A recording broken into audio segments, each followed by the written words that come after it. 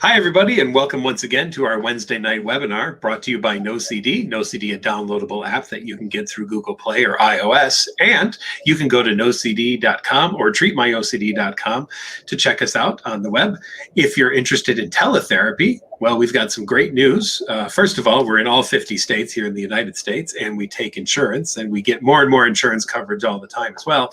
And we are now going live in the United Kingdom. So all of you UK people who are looking for some help, check us out.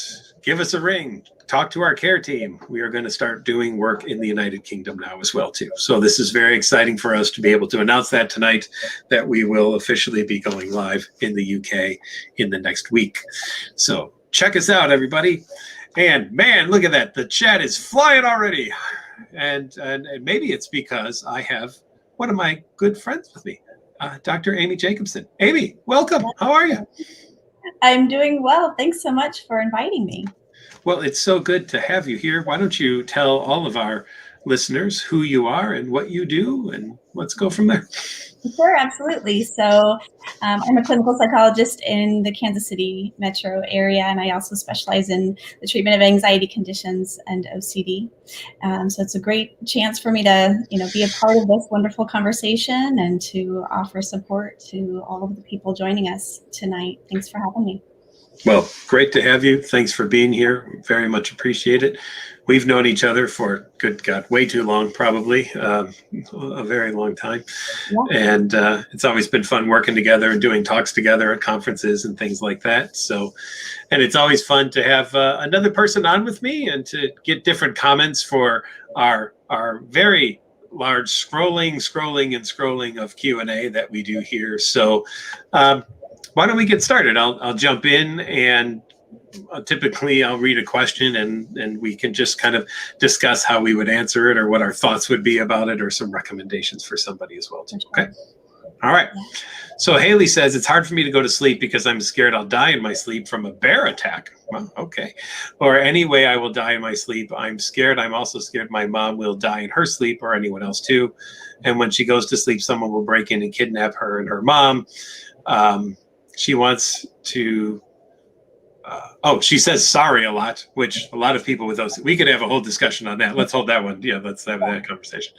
And then she says, I'm constantly rambling and it gets annoying to my mom and the rest of the family gets annoyed.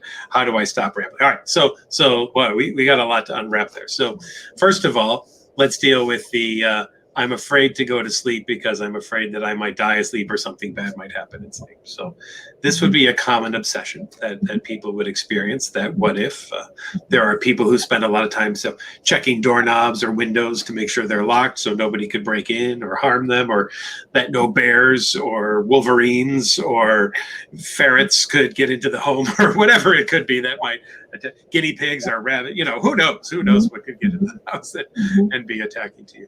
Have you seen something like this, Amy, or worked with individuals who have some of these kinds of fears? What kind of recommendations would you have? Well, I've seen this in several individuals, and it can be so heartbreaking because when we're scared to fall asleep, then of course we're not getting good sleep. And then that often, just contributes to more stress and discomfort and unfortunately more OCD symptoms, right? Sure. So in addition to the compulsions, adding to the OCD, the stress of it all also contributes to the severity of the symptoms. And so I've seen individuals who will actually even, have a deadbolt on their bedroom door because they're so fearful of somebody coming into their house and then even coming into their bedroom.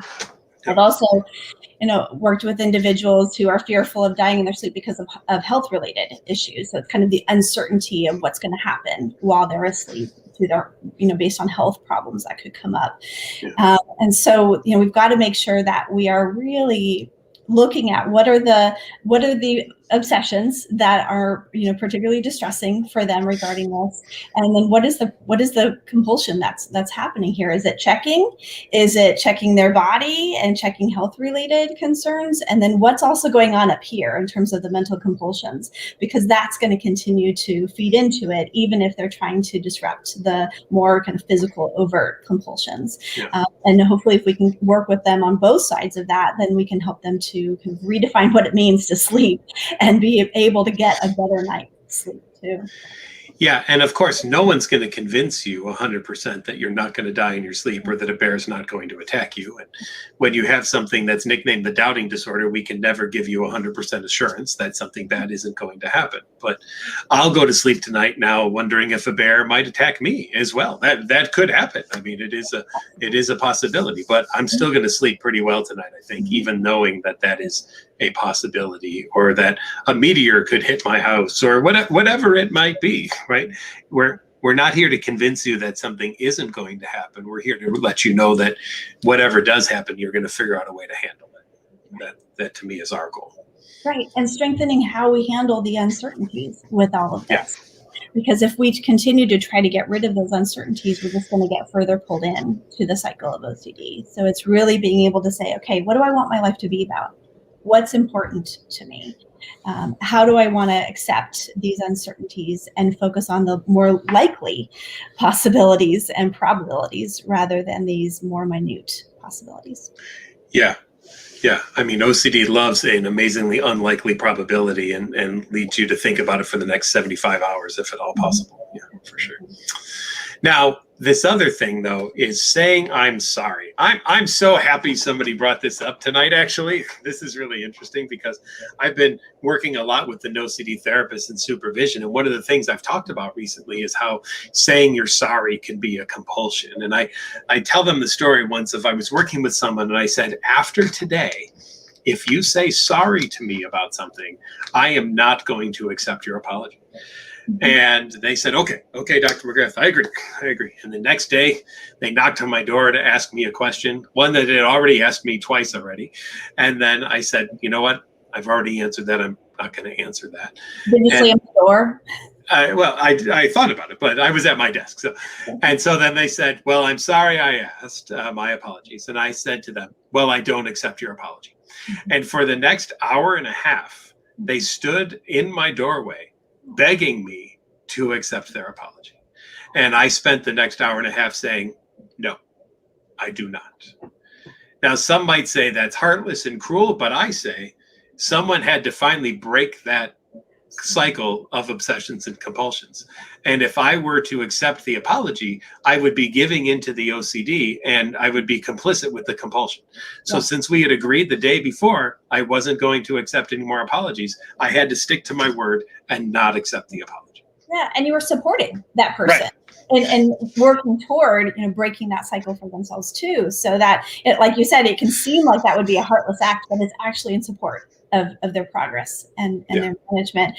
And a lot of the time I notice, and what I hear patients say to me is that they don't even realize how often they apologize. Oh, so they don't. The awareness piece is so important here. And sometimes what I'll do to work on the awareness within the sessions that I'll hold, if people have that pattern, is I keep a glass jar in my office, and then I have tokens. And so every time I hear an apology, I'll just put a token in, and that way I don't acknowledge it other than I like that. It's really just about helping them to have that awareness and for them to be able to correct that and say, oh my goodness, I just realized, thank you. Now I'm aware of that. And then it starts to help them become more aware of it before it even happens. And usually within a couple more sessions, we're not having any more tokens in that. That's great. And they're learning how to take that into their day-to-day life too. That's great. I used quarters during the election. So if somebody went over the number of washes they were allotted for the day, or reassurance seeking or whatever, they had to put a quarter in the jar. And at the end of the week, they were to send those quarters to the opposite political party for which they were going to be voting for during the election. Oh, there were angry people. And I said, listen, I'm not scheduling another appointment with you unless you send that in the mail. That is what we agreed to do, and that is what you're doing. So there were probably a lot of loose quarters to the Biden or the Trump campaign based on who you were voting for, coming from my patients that I was treating. So that's a great strategy. I love that as a good motivator. I think too, this idea of rambling on comes a lot with OCD, where someone with OCD feels, if I don't tell you everything or explain everything to you, then you won't fully understand. And if you don't fully understand, then maybe we're going down the wrong path and we're not really working on what it is we need to work on. So sometimes even I, as a therapist, have to say to someone, I think I've got enough. I'm good to go. No, you need to know more about me. Nope, actually, I'm not going to listen to more. We're going to get going on ERP now. Absolutely. I would agree. So somatic OCD, have you treated much of that, Amy? To a degree. I would say it's not a common theme that I come across as often, but certainly I've worked with individuals experiencing that. And I think sometimes there's confusion, especially the way the DSM is written. What is illness anxiety disorder? When is it OCD? When is it somatic symptom disorder? That's exactly it, in fact, I think that it's ridiculous how they try to separate them. About illness anxiety disorder is a fear that you will have something. OCD is a fear that you do have something and nobody's noticed it. Kind of, I mean, it just these minutia of details is just kind of ridiculous. I think it all comes down to basically this: am I going to accept the fact that I feel that there's something wrong, and accept the fact that I've been tested, I've gotten a result that's negative, and I'm going to just have to sit with that, even though I think it might be wrong. Right. Absolutely. Yeah. I agree with you that our DSM is not doing a great job when it comes to that, because it really does all kind of fall under that same umbrella. The function of the behaviors is the same as it would be with OCD. And so, it's less helpful for us to try to kind of pull apart those details and more so look at the function of the experience for the person. And the beauty is the same treatment can be applied to all of them. You would use exposure and response prevention therapy for them. So I'm far less concerned on the name than I am on the treatment for it. But we do want people to be able to sit with the idea that there could be something that's not quite right. I've always said I could put you in front of 100 doctors. 99 could say you're fine, and one could say, well, maybe there's something. And you're going to go, well, there's the one who's telling the truth. That's the one that didn't lie to me. That's the only one who's really paid attention and knows what they're talking about. Right. Exactly. OCD doesn't look for good news. It only looks for bad news. Yes. And it doesn't want to have the uncertainty in the mix. One came in from the old Instagram, or I hear the kids call it the Insta. Maybe they don't. I just made it up. I have no idea. But I don't know that. I'm not hip at all. Hip's probably not even a word to say, even because I'm just old. I have no idea. I'm just making crap up now. Do you have to focus on distress during or following exposure, or just allow and accept it? That's a good question, isn't it? Absolutely. Yeah, and I think it's not a clear yes or no. It depends on the circumstances, but in general, we're learning more and more that exposure, in order for it to be effective, doesn't necessarily mean that it has to have a particular amount of distress in it. Right. It is more about changing behavior and being able to learn through those changing experiences, and that the level of distress or the level of habituation isn't nearly as critical. So I often focus more with my clients on, the whys and the worth it's.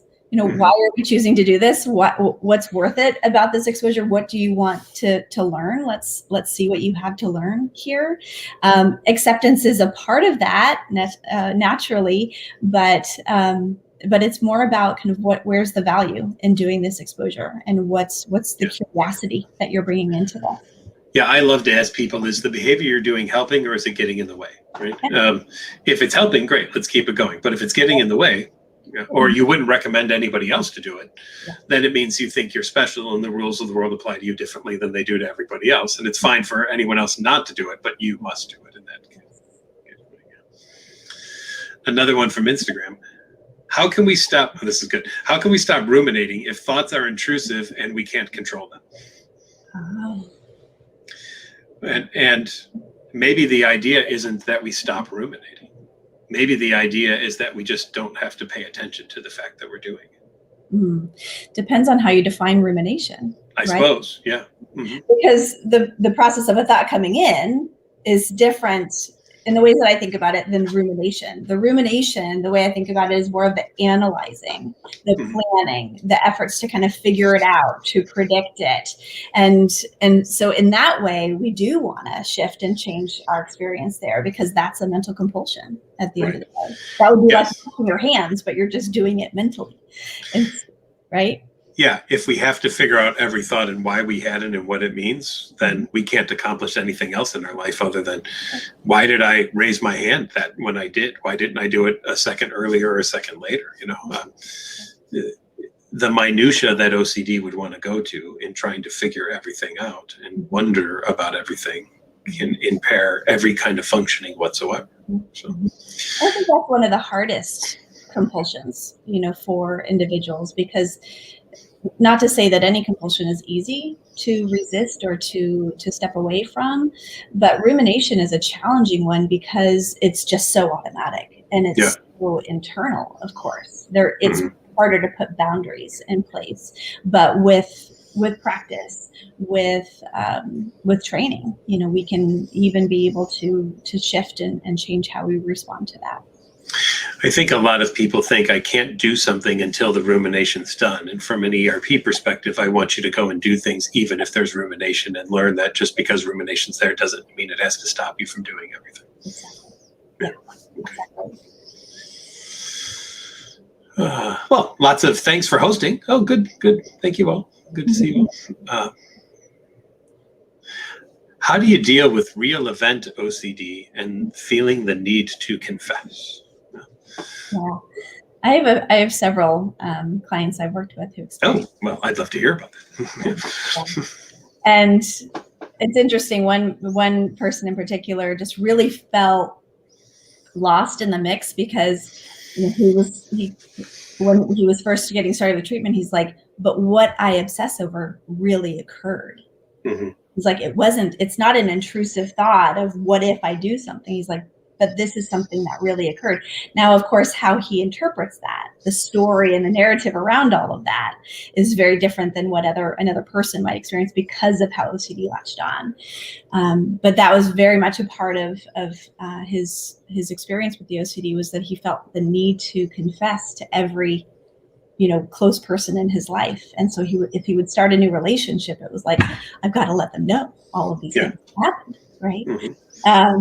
And so that was his journey, was really being able to, of course, step away from reassurance seeking, confessing, and doing scripting around the uncertainty and what if they would find out about it at some point, and not knowing what could come from that, or just what it means to not tell people this information. I don't know that I know anyone who hasn't done something really shitty or crappy at some point in their life, right? I mean, I have not. Well, other than you, Dr. Jacobson, other than you, of course. I'm totally kidding. Yes. I know. I'm human too. Yes. So, is the event the problem, or is the OCD interpretation of the event the problem? I think becomes the question, and exactly where you were going with that.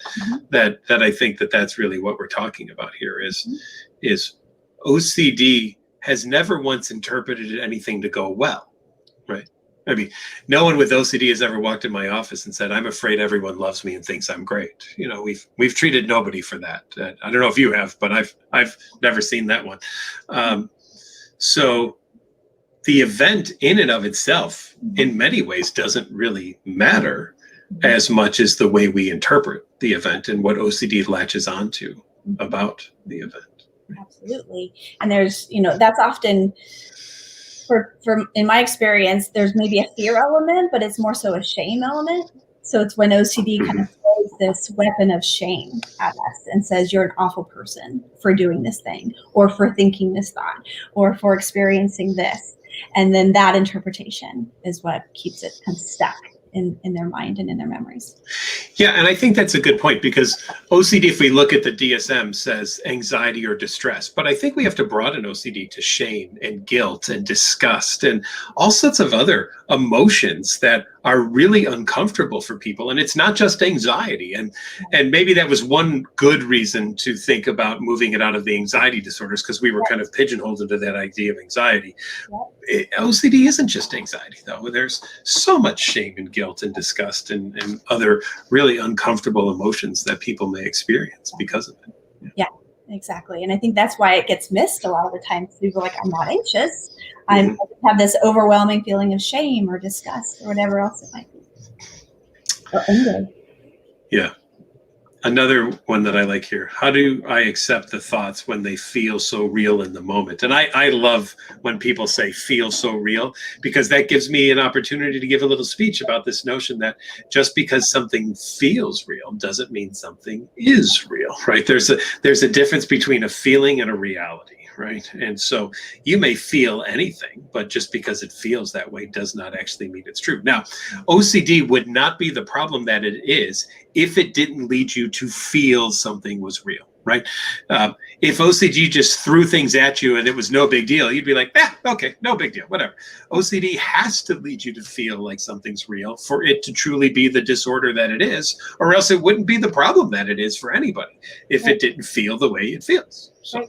Exactly. We're biologically inclined and trained to follow our feelings. Yeah. Exactly. It becomes very difficult when you find out more about OCD and it's like, wait a minute, I can't trust these feelings. How do I change my behaviors even though my feelings are telling me to do something?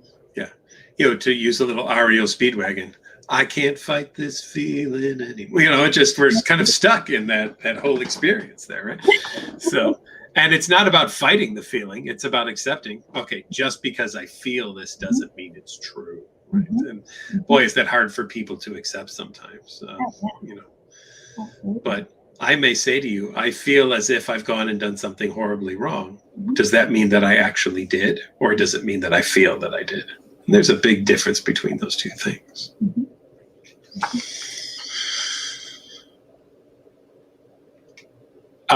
The question on TMS. TMS there has now been approved by the FDA for OCD, a certain kind though. There's a few different brands of TMS and companies that do it. So I would look up and see which one specifically has been shown to be FDA effective for TMS. I will at some point in time have one of our psychiatrists come on, and we're going to do a whole discussions on meds and TMS and all those things in the future too. So.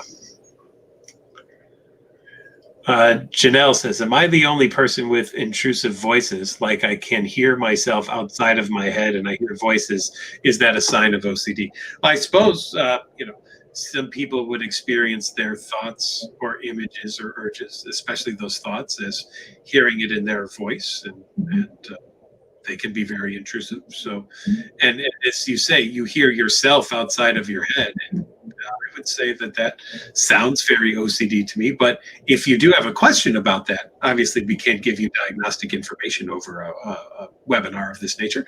But that might be a great instance to reach out to a therapist and get the diagnosis and see specifically. OCD would be available for that. And there's lots of great therapists throughout the country as well, too. But since we're at our third of the way through, once again, this webinar brought to you by NoCD. NoCD, a downloadable app you can get on Google Play or iOS, or reach out to us at nocd.com or treatmyocd.com to see if one of our teletherapists may be helpful for you. Okay. There's a question about NoCD taking Kaiser Permanente insurance. Check out, again, go to nocd.com and check with our care team to see if that's a possibility. I personally don't know. I have enough to do on the clinical side. I can't know all the insurances that we take as well. So, can ERP, oh, this is good. Can ERP, I can't talk right now. Can ERP be an effective treatment for OCD that is related to trauma/post-traumatic stress disorder? Yes, is the answer. Yeah, definitely. absolutely. Yeah. So the question was whether ERP can be an effective treatment for OCD that is related to a trauma or post-traumatic stress. Yeah. And sometimes I will determine which path to take depending on which symptoms are most intense and disruptive for a person. So, if we jump to what may be the more specific OCD symptoms and skim over or miss the PTSD element, then that sometimes can slow down the process and the progress for somebody. So we want to make sure that we're looking at the severity of the PTSD symptoms, making sure we're treating those using an ERP approach again, to on the memories that were part of the PTSD first. And it wouldn't be uncommon for somebody to experience some kind of traumatic event, and then OCD swoops in as the way to say, you know what, had you done these other things, we could have stopped that. So now I'm going to have you do these rituals, these compulsions a lot to prevent that from ever happening again. Because OCD is an opportunistic jerk of a disorder that loves to take advantage of these types of things and jump in on that kind of stuff. Absolutely. So in those ways, it's sometimes that the OCD is a way to cope with, right, a reaction to the PTSD. And so we want to make sure that we're identifying that. Sometimes people also will feel like the experience of OCD is traumatic in and of itself. And so then when I notice that somebody's describing it in that way, we want to, again, just do a really good differential diagnosis, really good assessment to determine the right approach. Yeah. And remember this as well, everyone. This won't be much of a shocker, I think, to a lot of people, but to a few, it might be a bit eye-opening. OCD tries to convince you that it's helping you and that it's your friend. And that if you just do everything that OCD wants you to do, your life will be great. Everything will be okay. You'll be totally safe. No one will die. No one will be harmed. No one will get a disease. All will be well. You'll never have a bad thought again. You'll never have a bad image or an urge again. And everything will just be, unicorns pooping rainbows is kind of what it tells you. And that's a lie, because people with OCD suffer from OCD. It has never made anyone's life better to have OCD. All right. How do you deal with existential OCD? Well, one of my favorite ways to do that is to have people watch the Matrix movies. I just I can't think of a better ERP experience than that.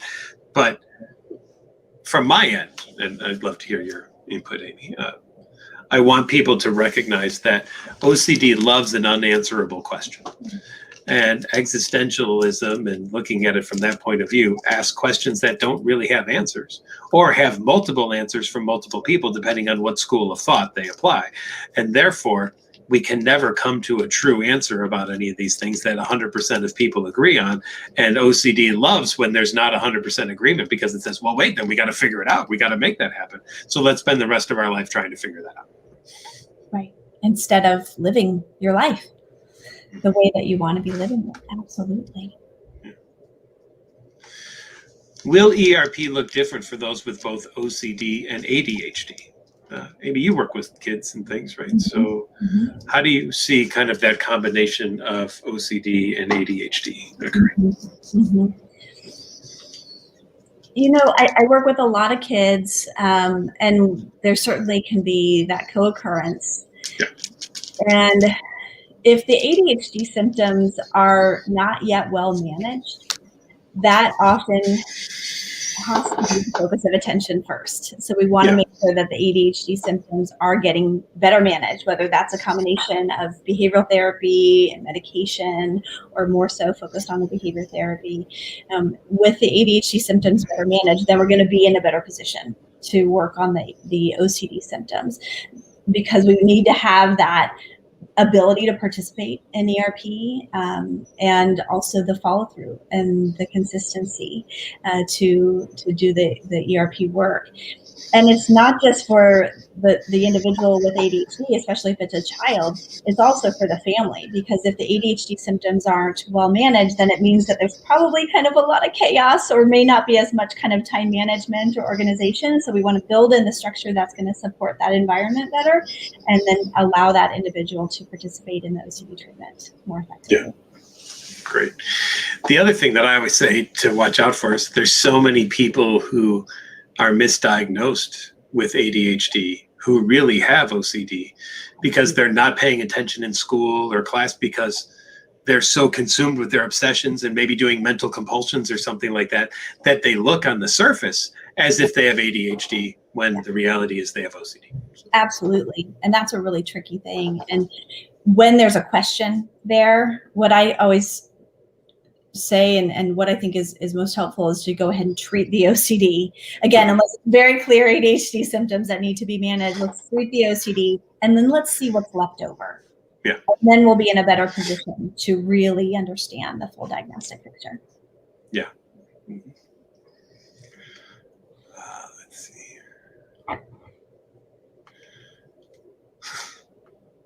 Someone comes in as Warren G. Harding, one of our former presidents.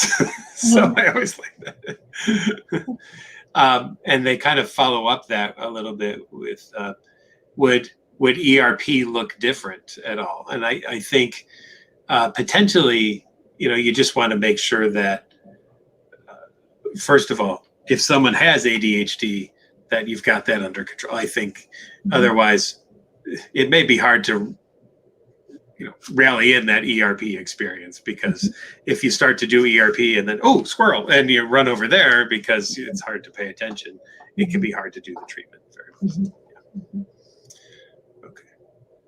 When ERP is effective and your days are getting better and the thoughts are becoming less, what's the best practice? Still do intentional ERP each day, or do it spontaneous when the thoughts come?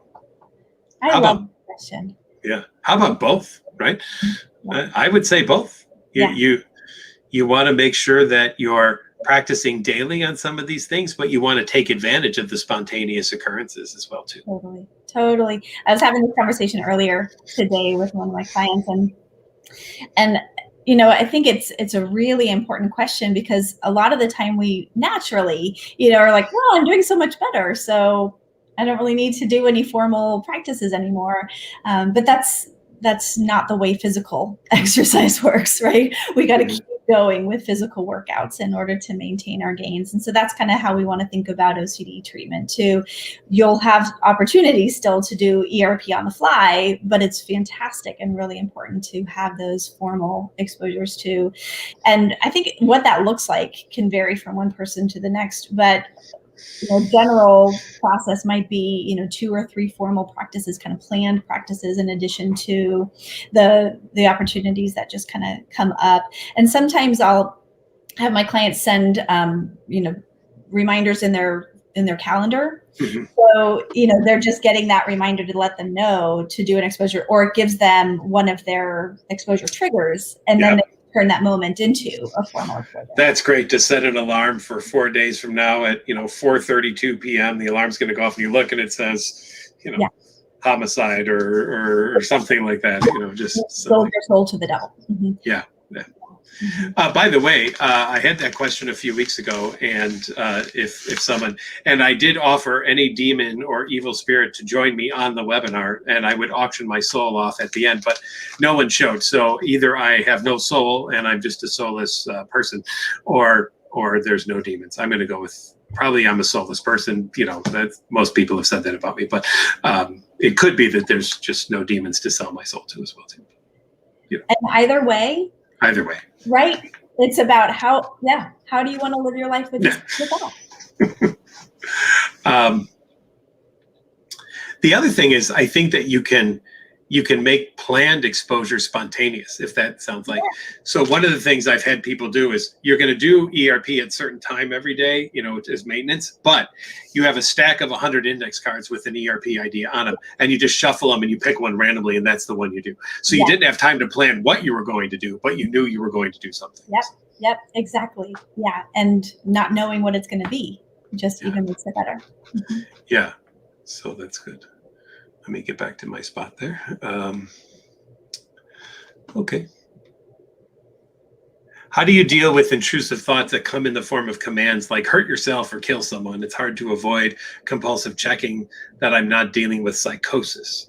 Yeah, and so then people, I think, would look up what's the definition of psychosis. How do I know if I am or not? I mean, Amy, you've probably done the same as I, but I've done plenty of ERP where I've had people hold a knife to my throat or my wrist, or telling people behind me to push me into a train or something, all who had these intrusive thoughts of what if I were to harm someone or something like that, to teach them that just because they have these things doesn't actually mean that they follow through on them whatsoever. So. Right. Absolutely. And then not limit your life too. So even if you have the opportunity to go to a movie tonight and you think, well, I'm not going to go because I had an intrusive thought that I could harm people at the movie. Well, go to the movie anyway, right? And just go. Mm-hmm. Yeah. Yeah, it's just really working on within the process of ERP. I know this probably sounds more simplistic than it truly is or can be, but it's getting to the point where you change how you relate to those thoughts. So it's more like, got it, thanks, got it, wonderful, appreciate that thought, and then you move on. I've had some people even attach a reward system to it. So it's like, every 50 of these thoughts, then I will go ahead and do this special thing for myself. So it's more of a celebration, like, cool, I just got a chance to practice that thought and not react to it. Cool, I just got another one, so it just really is about redefining what those experiences mean. Yeah, that's great. Multi-Magnum Force, who has a Raiders logo, so they must be a football fan. Dr. McGrath, how does the imagination impact OCD after the symptoms take hold? Well, OCD is one of the most imaginative things I've ever worked with in my life. I'm always amazed at some of the things that OCD brings up. And even to this day, of doing this 21 years, there's still times where I hear someone say something like, wow, I'd not even thought that string of words had never crossed my mind ever in my life, nor have I ever heard them until now. But that we can treat it, just so you know, though, just because you've had an entirely unique presentation of something, I can still treat it because ERP still works in that sense, right? Yeah, so. Exactly. And I'll say this from the therapist point of view, it also requires a great deal of imagination from a therapist to constantly be coming up with ERP ideas to give to their patients as well, too. So, so there's imagination that OCD utilizes to come up with things, and there's imagination required in treating it as well. Which is one of the reasons I love treating OCD, because it's constantly testing me to come up with new ways to come up with something to help somebody. So. Absolutely. And especially when there can be that team approach, right? Because we can come into it knowing ERP in every direction, but they're going to come into it knowing their personal experience and what they want for their lives. So it's really about working together to find the right process. Yeah. Shalonda says, I have thoughts of swallowing my soda tops and swallowing nail clippers. What should I do? Well, I would say every meal that you have, you put a soda top and a nail clipper at right off your plate next to your silverware, and you have them there available to potentially eat and swallow while you're having all of your meals, until you get to a point that you just forget that they're there, and then you'll have realized that it's no longer bothering you. Would you do anything else? Maybe carry one in your pocket with you all day long to have with you at all times. Twiddle in your hand while you're on the phone or something like that, or something, maybe even hold them close to your mouth and realize that there they are. They're just there. But even then, it doesn't mean that I'm going to eat them or anything like that. So doing the opposite. Always. I've had an issue obsessing over things my mom did. She was an alcoholic, and now I obsess over her mistakes as a parent. We used to be the best friends until my OCD did this. Now what do I do? So this could be some OCD things. It could be some other stuff. Maybe there's some review of depression or some mood issues as well there too. So first of all, what I would say is, let's make sure that we have a correct diagnosis on something like this. It's hard to say specifically from that if that would just be OCD, because even though somebody might have thoughts about something a lot, it doesn't always mean it's OCD, right? It could be something else too. We see rumination can happen in depression or other anxiety disorders as well too. So it's not necessarily just in OCD. In OCD, we want to see if there were compulsions. I don't know if there's compulsions here or not, so it's hard to say. But I would recognize that no matter what kind of thoughts pop into our head, again, it doesn't mean that we have to go with them or believe them or even ruminate on them to try to figure them out or why they happened or something. We could just recognize, oh, okay, well, there's that thought. I'm going to move on with my life and live my life anyway.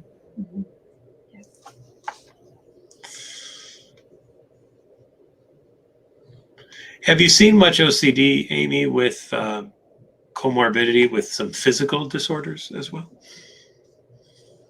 when you say physical disorder? It says we've talked about OCD comorbidity with other mental health problems, but what about other physical disorders? Maybe something along the lines like Pandas or PANS. Have you worked with many families who have had that? Or maybe you could tell our audience a little bit about PANS or Pandas. That'd be great.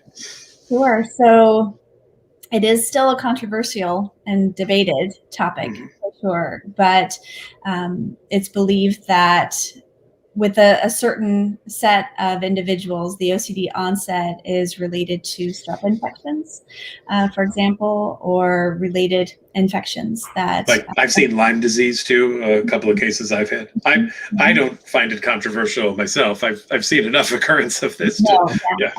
I don't find it controversial myself either, but I know some people do. And working with the medical professionals, sometimes come disagreements about it as well, which can be difficult and stressful for the families. And it's hard for them to kind of find a team all being on the same page. But that would be an example of one. I'm trying to think of other another one or other ones that kind of come to mind. Diabetes. I have worked with several individuals with that comorbidity. So they have diabetes and then they experience significant health anxiety or OCD related to that. And so there's a fear of death related to blood sugar problems. And so then they're constantly checking their blood sugar. Did I check it right? Did I check it? Maybe I should do it again just to be sure. Those kinds of things. Engaging in eating patterns that aren't recommended for their diabetes because they're so fearful of running low.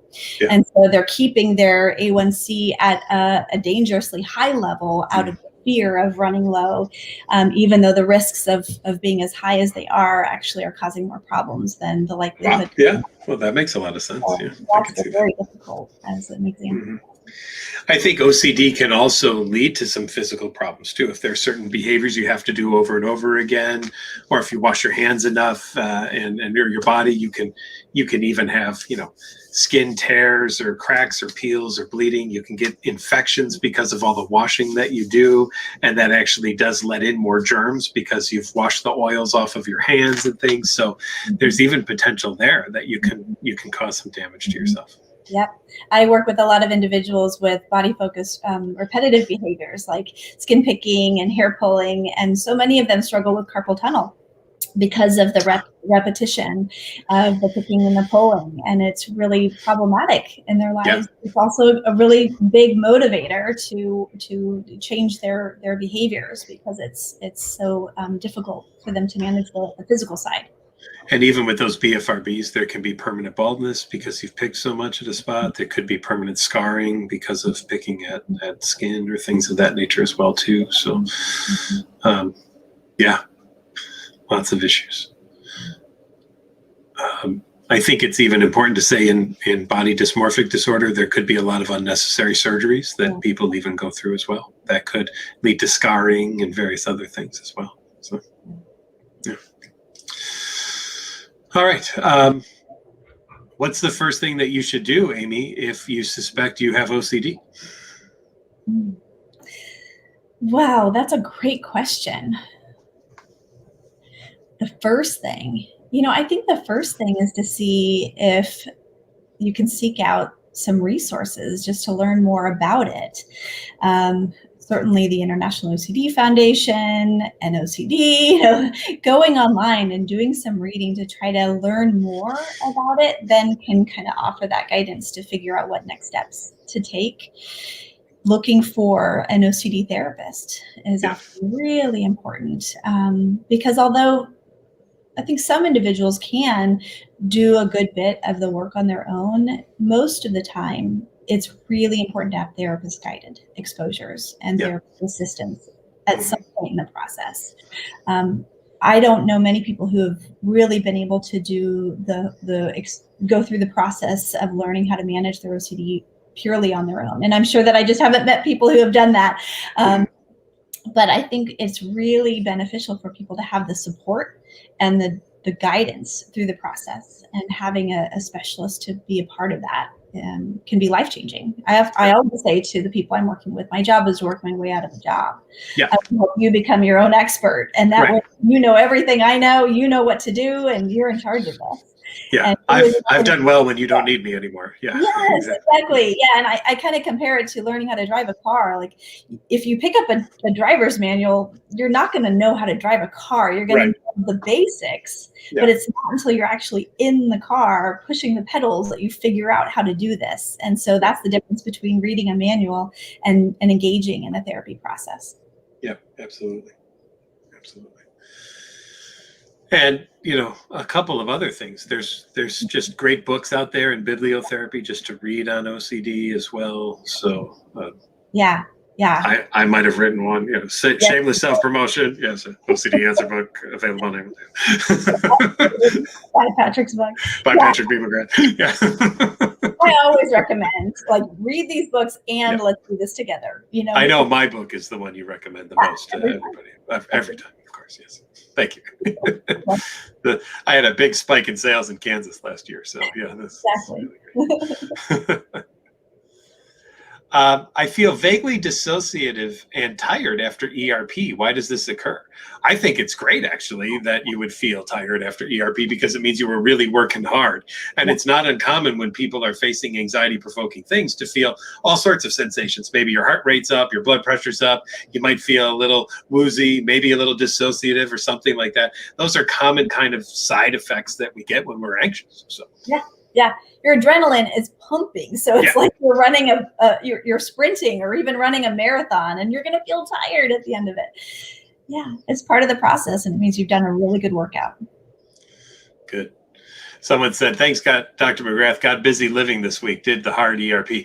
I love the quote from Shawshank Redemption, get busy living or get busy dying. So we were talking about that last time, and I was challenging everybody to go out, get busy living this week. And I challenged everyone. If we remember everyone last week, I said, I'd love to see you put in here, what did you do this week to get busy living instead of to get busy doing what OCD wanted you to do? So throw it out there, everybody. Support each other in this chat here, and let everybody know what it was that you did to challenge yourself. Because I think that that's great that people were doing that, and that's what I wanted everyone to focus on. So,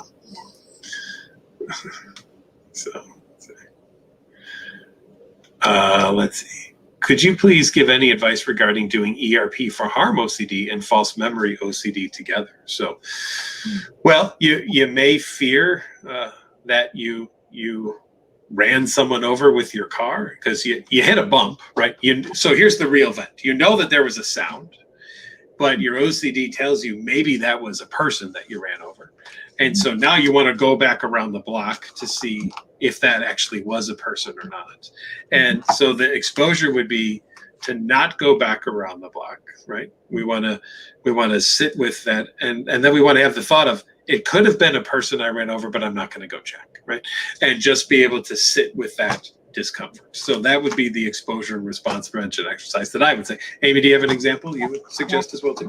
That's a really important part of this, is being able to allow yourself to have the uncertainty as you continue forward with your activities, as though nothing actually triggered you. OCD is going to make the situation so much more difficult if you're going back to check and trying to go back to check your mind as well, because then you're going to get wrapped up in, well, am I remembering this because it actually happened, or am I remembering a memory that I made up to see if it actually happened? Yeah. It makes it so much more difficult. You just end up kind of digging yourself into this hole. And so we want to work toward ERP, which is to go, okay, that happened, and I'm going to allow that uncertainty to exist. And unless and until I have somebody knocking on my door and saying, you've done this, I'm going to go ahead and treat this as OCD and not work on that any further in that particular way. Yeah. Haley wrote us back and said she didn't mean a bear attack. She meant to say a heart attack. So that makes things a little bit different. I like that. So a couple of people have been writing in here. Kat says, I went bowling as a family and played arcade games. Spouse and child both have OCD, and they were both happy and present in the moment. It was a great day. That's awesome. I like to see that. Let's see if anybody else wrote some things too.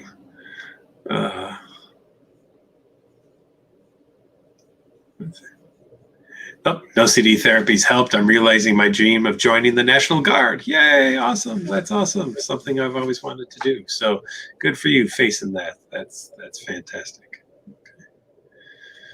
Okay. What are some really sneaky compulsions?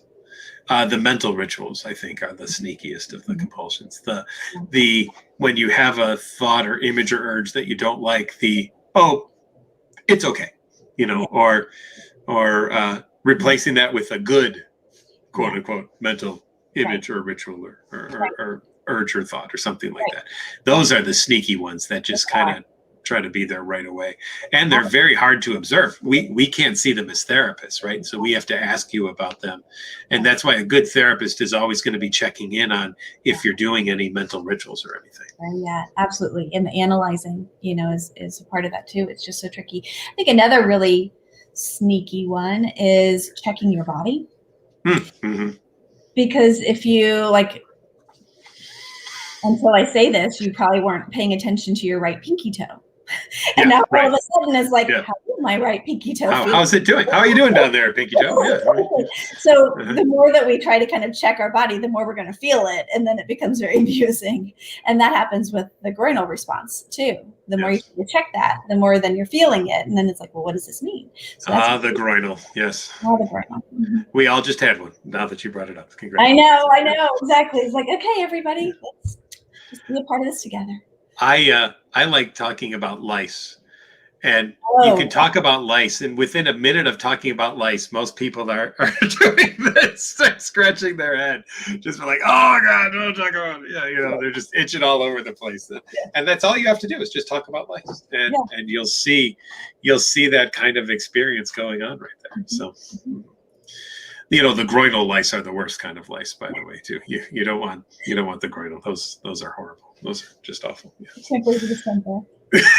Oh, I did. Can a person have OCD if they have compulsions that are not accompanied by fear of negative consequences? Sure, because you could have guilt or shame about those things as well, too. So it doesn't have to be fear. It could be all sorts of other kind of reactions to something.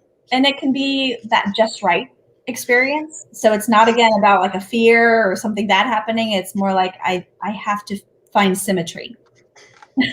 Or I need to do this until it feels just right. I need to count to this number until it feels just right. So that can be another example of that. Doctors, how would you use ERP if you have a fear of accidentally burning down the house, accidentally starting a fire, and keep looking at lighters, candles, stoves, etc.? It makes it hard for me to leave the house. Mm-hmm. You want to take that one, or shall I? Sure, I'm happy to. So, with a situation like that, I would typically start with building a hierarchy, and that way you're determining together kind of where's the starting point. What are you feeling like you're willing to do when it comes to that, and then work up to higher level experiences. So, an example might be, actually, turning a candle on and then turning the candle off and walking out of the house and walking around the house or around the neighborhood, depending on kind of where they are in terms of their distress level and readiness to start. And then you would start to build on it from there and work to even, having the oven on and leaving the house, or having a crock pot on and leaving the house. Those kinds of experiences. I've always said if leaving the oven on was dangerous, Thanksgiving should burn every house in the United States down that is cooking a turkey, because they're on for at least 8 hours cooking the turkey and all the food and everything like that. So I'm wondering why there isn't just a mass fire every Thanksgiving and burning every single house in the United States down because of that, right? Right. Exactly. And I do get that, like when I leave my crock pot on and I go to work and then I come back 8 hours later, I do get those thoughts of, what if my house is burning down? And then I get a chance to go, okay, I'm going to let that uncertainty exist because it's helpful for me to be able to do that than to let anxiety, OCD get in the way of that. Yeah. In your opinion, how does OCD and addiction go hand in hand? I'm happy to take this one. In my previous job at Amita Health, I opened up the Foglia Family Foundation Residential Treatment Center, which is the first and only residential treatment center for OCD and co-occurring substance abuse. And I think it's really important to say that they can very much go together. People with OCD absolutely do turn to substances as a way to deal with their intrusive thoughts, and will learn that substances can drown out their thoughts at times. One of our good friends, actually, Margaret Sisson, whose son Riley unfortunately passed away from an overdose, had OCD and a co-occurring substance use. And he went and got treated at a certain residential for OCD, but they didn't address his substance use issue, and he eventually got kicked out of there. And I'm not giving anything away. Margaret tells the story all the time. So he was eventually able to get sober and helped and everything. But when he was in graduate school trying to become a therapist for OCD even, he was at a party and somebody offered him something, and he took it, and it was fentanyl, and he died. And so, yes, people die from this even, you know, that you can absolutely have OCD and learn that substances may be the way to try to help you get through the experience. And so if you're interested in this, check out Riley's Wish. That is the foundation that Margaret opened for her in the memory of her son. And if you have something like this, you can also check out, I'm going to put it in the chat for everybody as well, just so that you'll see the residential that is available as well too. It's the Foglia Family Foundation Residential Treatment Center. So you can check that out as well. Janet said she drove alone this week. Nice job, Janet. Good work. That's going out, living your life there, doing something. Hadassah said, I allowed myself to be tired and didn't get out of bed to wash my hands. Good job. Good job. That's great. I love these stories of people. These are awesome. And I hope that all of you will really be good to yourselves and going out and making sure that that you're facing your fears and you're sitting with your discomfort. You know, here's the thing that I think all of us have to kind of recognize. And Amy, as we get to the end here, I'd like your opinion on this, but we as therapists are not here to convince you that your OCD isn't true, because we have no way of doing that, right? And we can't predict the future and tell you that something you're afraid of is never going to happen, because that would be a lie, because we can't guarantee that. We're wanting you to live your life the way most other people do, which is to recognize that no matter what pops in your head, you can handle it. You don't have to let any thought or image or urge ruin or rule your life, right? Yeah, absolutely. Yeah. And I think that sometimes that can be difficult for individuals to, you know, kind of embrace or come to terms with, hoping that we as therapists might be able to just kind of convince or guarantee, but it's not about that. It's bigger than that. It's about living your life with uncertainty as a part of it and growing in your tolerance of it, your management of it, not letting it dictate the decisions that you make about your life. Yeah. And unfortunately, there are people whose lives have been dictated by their OCD. And, you know, I treated someone, he's passed now, just of age, but who had OCD for 70 years. And finally, in his late 80s, said, you know what? I don't know how much longer I'm going to live, but I don't want to live with OCD for those last few years of my life. And that's when he came in for therapy. And it was amazing. And it took just a couple of weeks to help him. That's all it took, was a few weeks of therapy to get him to live the life that he wanted to live. Yes. Right? Exactly. Yeah. And when we allow ourselves that chance and that opportunity to sit with that discomfort and learn how to handle it, we can have amazing things happen in our lives. Exactly. Yeah. I really enjoy a lot of the metaphors from acceptance and commitment therapy. And one of my favorites is the passenger on the bus metaphor, the idea that, you're going to have passengers, and OCD is one of those passengers, but you can be in the driver's seat. You can decide where you're going to go. Yeah. And really that's what ERP is all about, is learning how to handle it differently when OCD is trying to direct you in the other direction and where you really want your life to go. Well, Amy Jacobson, always a great opportunity to spend time with you and to have you here tonight. Thank you so much. And I know everyone listening tonight, we had over 100 people on here tonight. So we're so thankful to have you, and not just hear me drivel on the entire time as well too. So it was a pleasure to speak to you again. So thank you so much for inviting me. And these are amazing questions, and what a great, just a great format for people to come together and know that they're supported. Great. Once again, everyone, tonight was brought to you by NoCD. NoCD, a downloadable app that you can get on Google Play or iOS. And you can go to treatmyocd.com or nocd.com to check out all the things that are going on with us at NoCD. And now we'll be branching into the UK as well, in addition to being now in all 50 states and Washington, D.C. And continuing to get more and more insurance coverage for us throughout the United States as well too. Thanks everybody. Have a great week. Look forward to seeing you next week again as we continue our NoCD Wednesday night webinars. Have a good one, everybody.